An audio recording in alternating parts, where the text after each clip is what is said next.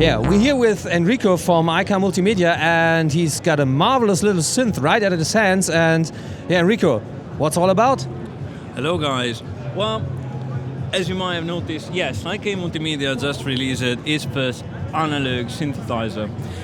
This monophonic little beast actually offers a really lot of possibility and features in a small package that is only 400 grams, with battery powered, USB powered, USB, MIDI connectors, audio in and out, so it's quite cool. So it's a complete all analog audio path with two oscillators.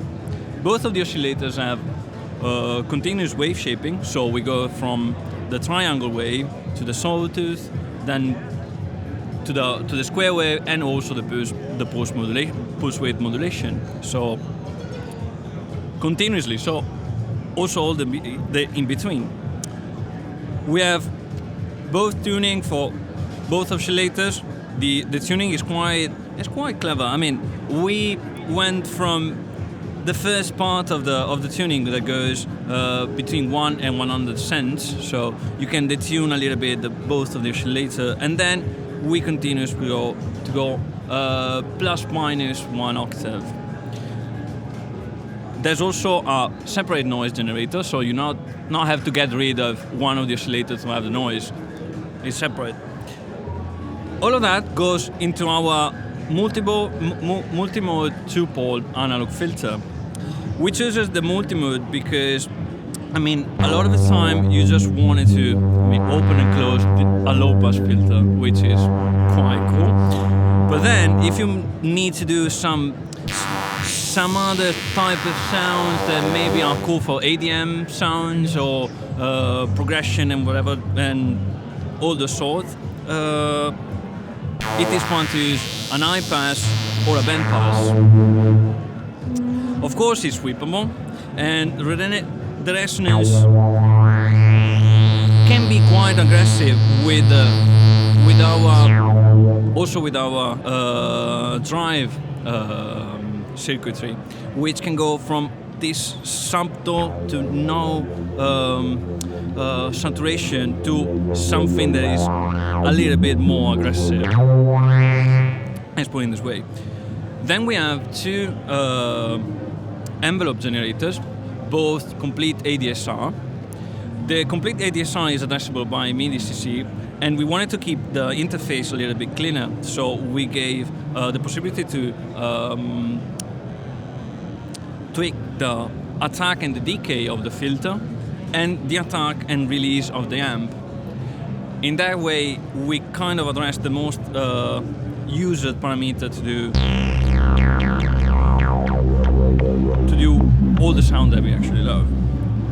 Then we have an LFO.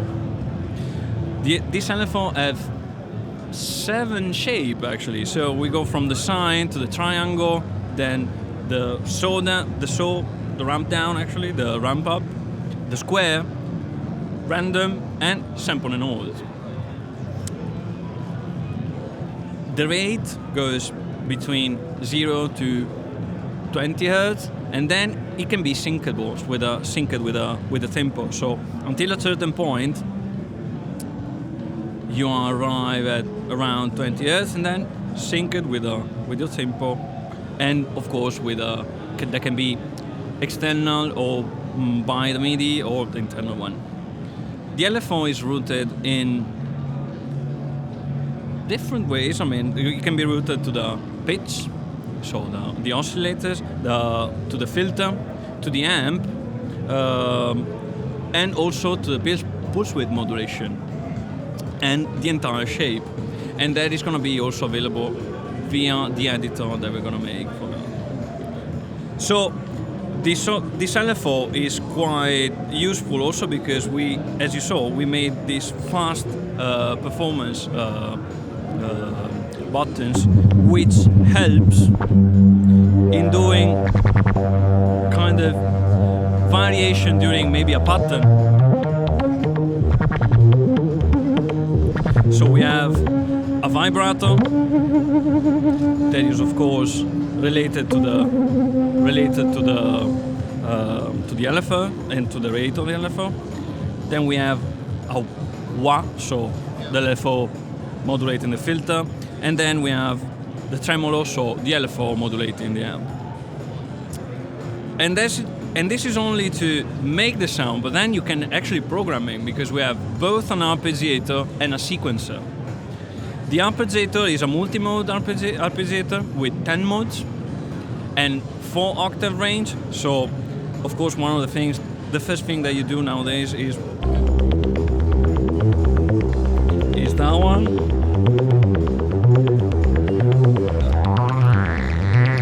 You need to do it. We went from up to down, up and down, repeating the extremes, down and up, repeating the extremes of the random as player. So if I play, I don't know, the second, then tonic, and that one, I'm just gonna go with that.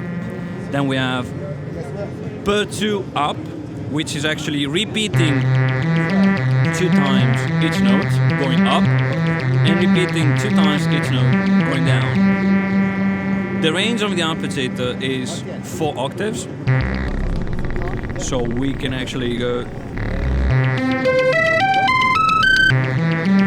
quite high.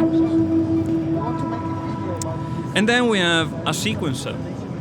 So the sequencer is quite fun. I mean, is a 16-step sequencer, which can go forward, backward, and back and forth. And we can also address the length of it. Maximum is 16 steps. The minimum is 1 step. If you don't use neither that step, just don't use the sequencer. But that's another story. And the funny fact, where it gets interesting is the fact that we can store for each of the step 20 parameters, which is kind of the entire matrix. Yes. So for that, I made a sequence that is just, as you heard, it's just one voice, but I was able to create a kick and a snare with just a couple of toms, and I can tweak everything in real time. So, for example, or even record it in real time.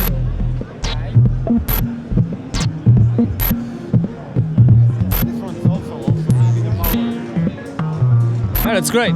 No, it's great. I mean, and it's super funny and quite easy to use. Then we have also delay, a built-in delay that kinds of emulate old Packet Brigade delays, so like or old digital digital delays, like might be an Electroharmonix Memory Boy, for example. Yeah, that kind of delay. It is packed with 100 presets.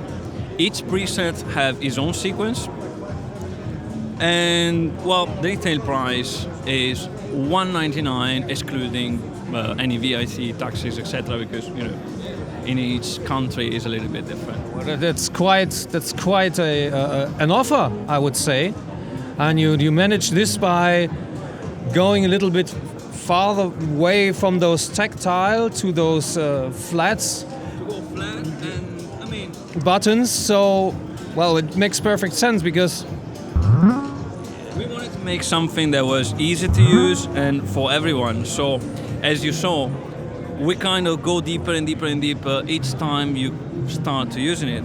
And this nice capacity-sensitive keyboard is perfect when you are on a train or whatever. That instead of having those little keyboards that they never kind of fit, we just say, okay, you have one finger, just sweep it around and play. In fact, we also have scales on the keyboard. The idea was taken from some of our apps, like Sample Tank 2 from iOS, for example. So we have, of course, the standard chromatic is the Western scale, but then we can go for major, minor. Then we have another 12 scales, like I don't know, Hungarian gypsy, Spanish gypsy. I mean, The less obvious ones, yeah. yeah, of course. But then you just select, I don't know, the key, minor, and then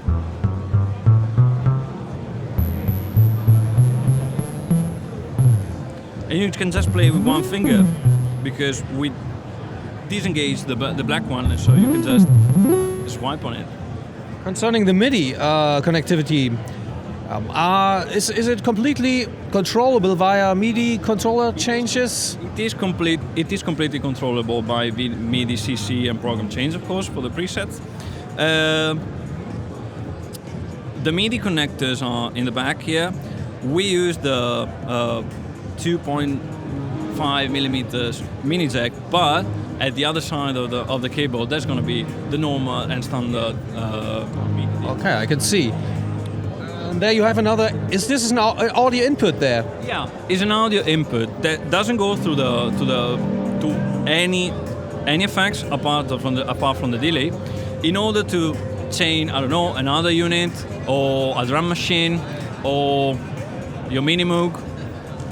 It's good if you're low on channels on your mixer then. Exactly. I mean, if you are, I don't know, I'm a performer myself and I kind of use a lot those kind of connectivities for my rig, so I can just put it anywhere in the rig and just try to figure out the way to create some other combination of sounds, etc., etc. Well, sounds really great, looks really, really great, and yeah, thank you for the presentation. Yeah, thanks a lot. Thank you. That was it for IK Multimedia. Thanks for watching Superbooth videos. There's more to come. We'll be around tomorrow also, and we'll be shooting another video, so to keep you updated. Bye.